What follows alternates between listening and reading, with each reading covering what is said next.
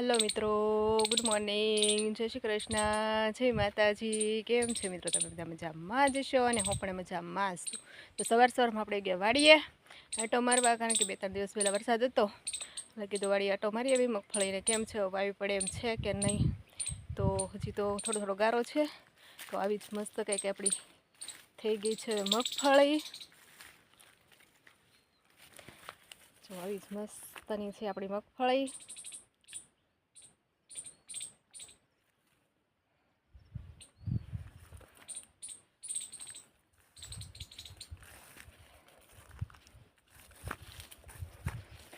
આપણા કારેલાને પણ જો હવે કેવો મસ્ત કારેલા આવી ગયા છે મોટા મોટા। ને મારા દૂધીનો વેલો પણ હવે જો મસ્ત મોટો સડી ગયો છે અહીંયા।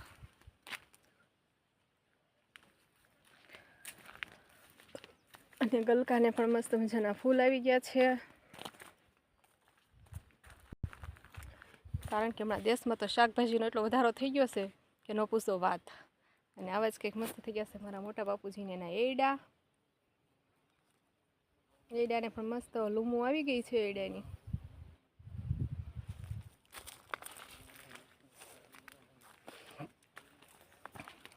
ને મિત્રો, જ્યારે આપણે આજ વાડીમાં હું કામ કરતી ને, આમાં હું હાથી પણ હાથે હાંકતી, દવા પણ છાંટતી, પાણી પણ વાળતી, બધું જ કામ હું પોતે જાતે કરતી।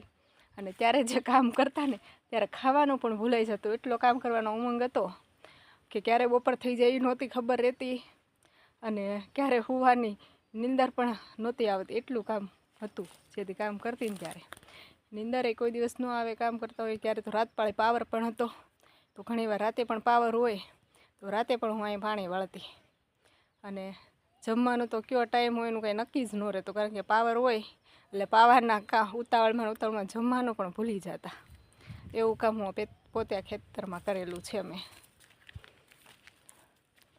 અને આ છે ઝાડ શેનું છે એ તો ખબર નથી મને, કારણ કે જ્યારે અમે ભણતા ને નાના એવા હતા ત્યારે આ ઝાડ વાવ્યું છે, સ્કૂલમાંથી મળ્યું હતું ને આવી એને સોટી આવે છે વેલાણ જેવી।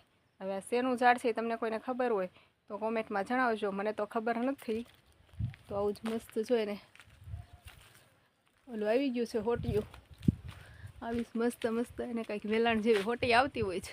હવે એને શું કહેવાય એ તો ખ્યાલ નથી, કારણ કે આ ઝાડ ઘણા વર્ષ પહેલાં વાવેલું છે, પણ ઉનાળામાં સુકાઈ જતું નાનું હતું એટલે પાછું ચોમાસું હોય ત્યાં કોળતું। પણ આ વખતે 2-3 વર્ષથી મોટું થઈ ગયું છે ને આવી મસ્ત એને સીંગું આવે છે। હવે આ સીંગું શું ઉપયોગમાં આવતી હોય હું એની ખબર નથી, પણ મારા વાડીએ ગયા વર્ષે મજૂર હતા એમ કહેતા હતા કે આ સીંગ કંઈક જનાવર કવડે તો એના માથે આનું બીયો ઘસી અને સોપડવાનો હોય એમ કહેતા હતા। આપણને ખ્યાલ નથી, તમને કોઈને ખબર હોય તો કહેજો। અને આવા જો હવે મસ્તીના થઈ ગયા છે કપાસ।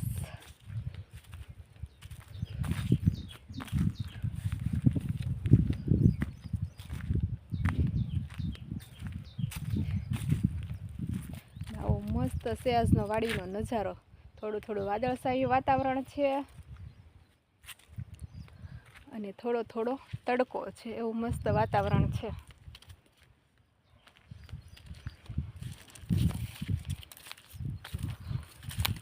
દેશમાં તો હમણાં શાકભાજીનો તો એટલો વધારો થઈ ગયો છે કે જ્યાં જોવો ત્યાં ભીંડો ને ગલકા અને ગુવાર હાઈલાઇટ થઈ ગયો છે। ખાઈ ખાઈને થાકી ગયા છે ખેડૂતો ને મજૂરો ને બધા, એટલે પાકી પડે છે।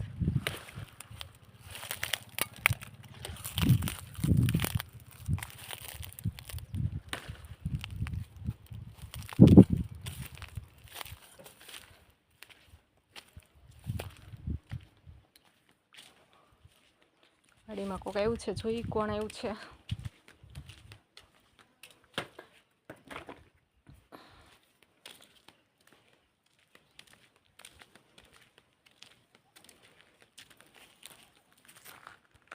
તો હેલો મિત્રો, કાલે મળશું નવા બ્લોગમાં, ત્યાં લગી બાય બાય।